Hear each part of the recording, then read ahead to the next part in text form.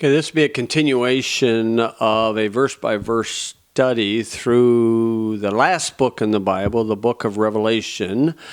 I do believe I have exhausted enough for the white horse, the first seal judgment in chapter 6. So we're going to continue down and go to the red horse and then the black horse. We probably can get both of those. I believe Revelation is one of the easier books in the Bible to teach. But anybody who reads the Bible knows that Revelation contains prophetic material. And I would say, generally speaking, if you start in Hebrews, you go back to Hebrews, James, 1st, 2nd Peter, 1st, 2nd, 3rd John, Jude, you're also going to find some prophetic material if you look at the Bible doctrinally. Now, this rider on the white horse in Revelation 6 is going to come in peaceably and with prosperity. Now,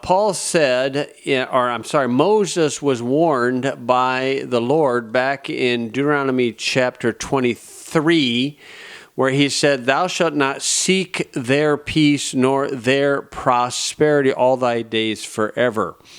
Now, this will be a false peace and a false prosperity, or a shallow peace and prosperity. It will be in symbolism but not substance. And back here in the Old Testament was the Lord warning about Israel being deceived by the peace and prosperity of the Moabites. But doctrinally, the Antichrist is going to deceive the world through peace and prosperity during the tribulation time period. Now, as I mentioned, I do believe Revelation is one of the easiest books in the Bible to teach, but it's got some very wild things going on. When the supernatural events, supernatural entities and beings will be made manifest to the natural world, which is going to fry the brain of a lot of people. Jesus said it's going to be the worst time ever known to man in Matthew 24. So I'm up to 6 verse 3 now, and it says, when he had opened the second seal, okay, the one that's opening will be the Lord Jesus Christ, and it says, and I heard the second beast say, come and see. So the second beast of the cherubims would be the beast that has the face of an ox or a calf. And he said, come and see. And there went out another horse that was red. Now, that's a horse of a different color. And power was given to him that sat thereon to take peace from the earth, and that they should kill one another, and that there was given unto him a great sword. So in Zechariah, where you'll find many prophetic ideas also, Zechariah chapter 6 verse 2, it will mention the first chariot were red horses, and in the second chariot, black horses. So we're going to look at both of those, red and black, singular horse, red horse, black horse, in Revelation, where Zechariah says that they're plural. Now, in Zechariah 6, this is mentioned, but in the previous chapter, Zechariah 5, will be an unidentified flying object and occupants associated with it, spirits that will curse the entire face of the earth, which is going to cause this bloodshed. That's why this horse is red. It's going to cause bloodshed. Is it going to be a World War III? And Armageddon, World War IV, it might be, but it just might be people killing each other in a panic in cities. They'll kill one another. They should kill one another. And there was given unto him a great sword. So maybe this spirit will cause a war, but then also you'll have skirmishes within the cities. Okay, then this leads us to the next one, the black horse. And this will give us insight why people are killing each other during this tribulation time period, the worst time that will be ever known to man. And most certainly, this didn't occur in 70 AD. So in verse 5, when he had opened the third seal, I heard the third beast say, "Come and see." So this would be the beast with the face of a man that parallels the gospel according to Luke. And I beheld, and lo, a black horse, and he that sat on him had a pair of balances in his hand. Okay, so we got a black horse. So this is going to be representing a famine. Now, how do I know that? Okay, we'll figure this out. We'll allow the Spirit of God to guide you. You know, a teacher, a real valid teacher, points you into the direction to look, but it doesn't tell you what to see. Another idea is that you can lead a horse to water, but you can't make him drink. And so you can lead a person to truth, but you can't make him think. Okay, in Revelation 6, verse 5 and 6, I want to show how the Spirit of God gives a Bible interpretation. When something is clear and obvious, there's no interpretation needed. Okay, so when we're reading this in verse 4, the words like or as are not used, so you just believe what it says. When the words like and as are used in a statement, then that would be an analogy or similitude, and you need to kind of ask the Spirit of God to guide you. Now here in this context, we have a black horse, and we have somebody with a pair of balances. They're weighing something. Now in the past, in Leviticus 19, if you go to this center margin column of the reference Bible, you'll see at the word balances the little letter G, and then that gives you 4 or 5 places. Let's see, 1, 2, 3, 4, 5 places. And if you go to any one of those 5 places, this would be a biblical interpretation of what the balances are for. Okay, where they're used to weigh money. That's what they're used for. You see, in the Bible, money has value because it's out of gold and silver. And when you use the coinage, some of the weight of the coin will be rubbed off by its usage. And so people began to get in a practice in our country to weigh the currency. Now today with the fake money, now if you travel to a foreign country, their money feels fake to you, and our money feels fake to them. But the funny thing is, they're both fake. Fiat currency has no intrinsic value. And that's not just my opinion. If you can get online and type in modern money mechanics, and it's a PDF document you can get from the private corporation called the Fed, and they will admit in there that the money has no intrinsic value. That 1, 5, 10, 20, 50, and 100 Federal Reserve note cost about 3 to 4 cents to print, and it has no intrinsic value. In the Bible, money has value. It's gold and silver. And in this country, in the early days of this country, the wise leaders of this country passed the Coinage Act of 1792.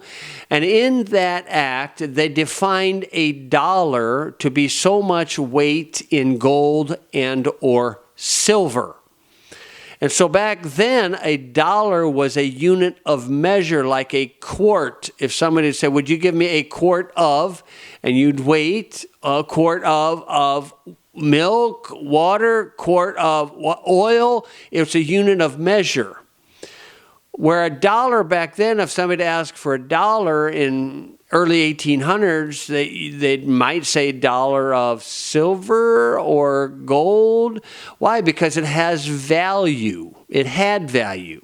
Today, the clad coins have very little value. They're strictly based upon confidence. And when people lose confidence, then they will go to the true source of gold and silver. So this pair of balances may be used to measure or weigh the money, which may imply that gold and silver will come back in play as a standard for currency, which it might, and I'm kind of thinking it will.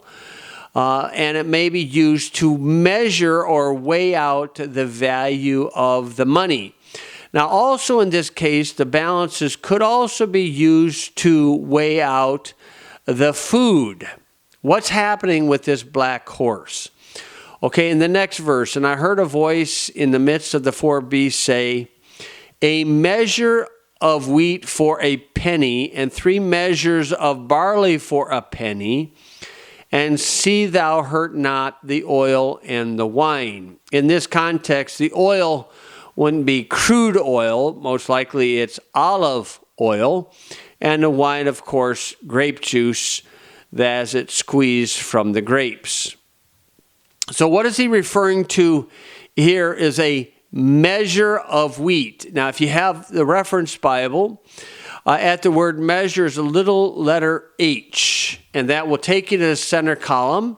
And I have written in there 2 Kings chapter 7.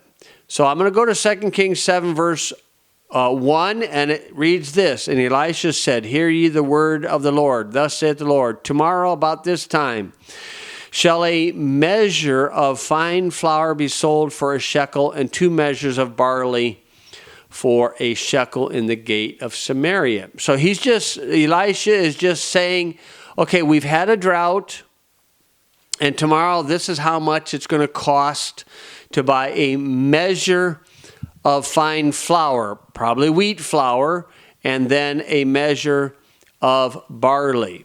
Now, the other reference that I have in the center column will be Ezekiel 4, verse 16. In this one, Ezekiel, the food is being shorted. He is prophesying that you're going to have a shortage of food in Ezekiel 4. And verse 16, he says this, moreover, he said unto me, Son of man, behold, I will break the staff of bread in Jerusalem, and they shall eat bread by weight and with care. And they shall drink water by measure and with astonishment. So it's a time where this food supply is run out, and people need to recognize that we got to be very careful what we eat, how much we eat, and everything. And so it's a time period when there's going to be a drought. Okay, in Micah chapter 6, verse 10, in verse 10, are there yet the treasures of wickedness in the house of the wicked, and the scant measure that is abominable? Okay, and so that's talking about the insiders where they've got the food hid in their little supplies, and it's talking about a measure of wheat and or a measure of barley. So back in Revelation 6, verse 6, it says, a measure of wheat for a penny, and 3 measures of barley for a penny. Now, Americans, when we read that and we see the word penny, we immediately think of, that little, used to be copper coin, but now zinc or whatever, and the smallest of all coinage that we have in our country. And you say a measure of wheat for a penny. If a person reads that with not allowing the Bible to interpret itself, they say, well, that's pretty cheap. No, it's not talking about that. We need to let the Bible define its own terms. At the word penny, there's a little letter, an italicized I there. Takes us back to Matthew chapter 20. And so what we're going to do is we're going to get the Bible definition of the word penny. This is how the Spirit of God gives His interpretation of the Bible, where we're honest about it, and we're going to interpret the Bible from the Spirit of God. So Matthew 20, verse 2, and when he had agreed with the laborers for a penny a day, he sent them into his vineyard. So in this context, a penny would be 1 day's wage. That's how much this vineyard, the owner, the householder of this vineyard was going to give somebody the value of a penny, not in our culture, but in their culture, a value of a penny for a measure of wheat or 3 measures of barley. So what is that? Okay, a measure of fine flour or a measure of barley here is 1 meal for 1 person. So it takes an entire day's wage to get 1 meal of wheat, where you can put it into bread of some type, for 1 individual. 3 measures of barley is for 3 people, but only 1 meal. And so the idea is here is going to be a worldwide famine. There's going to be an inflation spike in the food, and it's going to take this much time for an individual to get that much food. In other words, people are going to be starving to death. They're going to be panicking. This is what's going to lead them to be killing each other for the food, and probably turning around and eating the human flesh. Okay, but this is the red horse and the black horse put together. Okay, now this prophecy of a famine was predicted by James. Okay, where anybody who reads the Bible knows that Revelation is prophetic, and if you look at the Bible doctrinally, I would dare say you're going to find that Hebrews all the way to the end will have prophetic information. In James 5, verse 18 or 17, it says, Elias was a man subject to like passions as we are, and he prayed earnestly that it might not rain, and it rained not on the earth by the space of 3 years and 6 months. Okay, so this is recorded back in 1 Kings 17 and 18. And it says, and he prayed again, and the heaven gave rain, and the earth brought forth her fruit. Okay, so that's what Elijah did. Now for Israel, during the tribulation, that 3.5-year tribulation, God is going to need to feed the Jews down in Petra with manna. And at the end of the tribulation, going into the beginning of the 1,000-year reign of Christ, there's going to be a gully washer of water where it's going to restore the earth, preparing it for the millennial time period, where the first month of the millennium is going to have the first and latter rain. James 5, verse 7, be patient, therefore, brethren, unto the coming of the Lord. Okay, so there we go, second coming. That's why I'm telling you, these books at the back of the Bible are dealing with the end times, the last days, and the millennial time period of second coming. Behold, the husbandman waiteth for the precious fruit of the earth, and hath long patience for it, until he receive the early and latter rain. Now that was foretold by Joel in Joel chapter 2, verse 23 and following. So the red horse is violence throughout the world, people killing people, animals killing people, beast killing people. Beast meaning supernatural creatures that may appear to be men, but may appear to be Godzilla and King Kong and all these things. And they're going to be devouring people. And there's going to be a 3.5-year famine during that time period, where there's going to be a food shortage, a famine, and people are going to be starving to death. It is going to be the worst time ever known to man. And so this is the second and third seal judgment. And I think I'm going to go ahead and hit the fourth judgment real quick because it's pretty quick.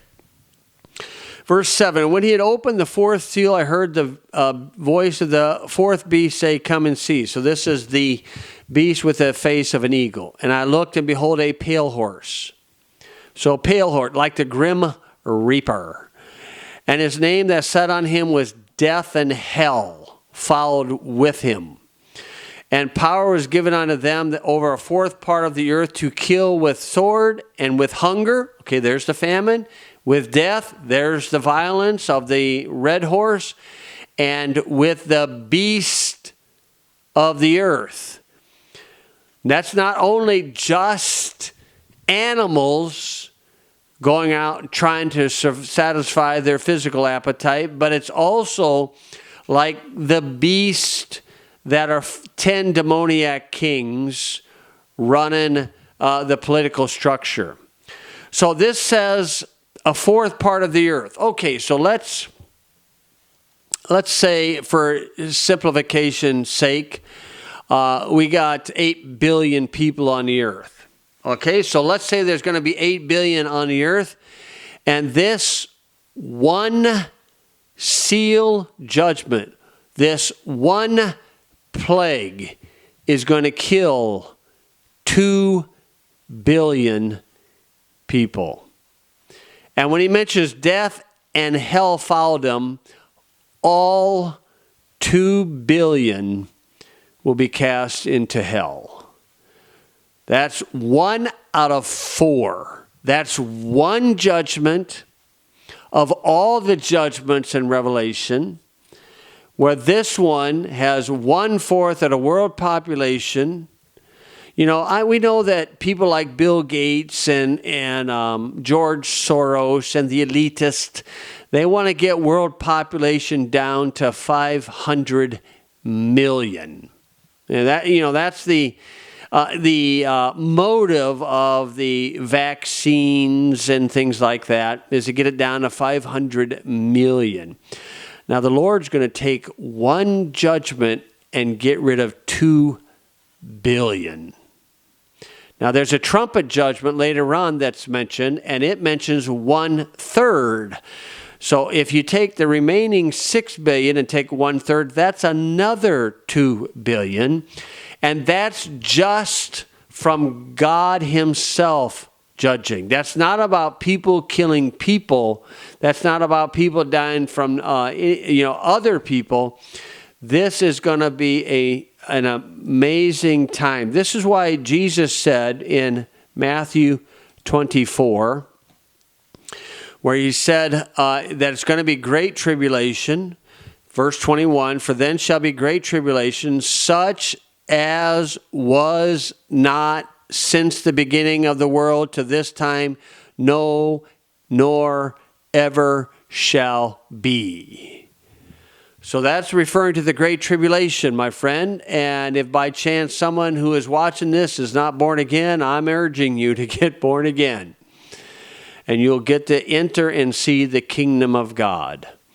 So that's the seal judgments 2, 3, and 4.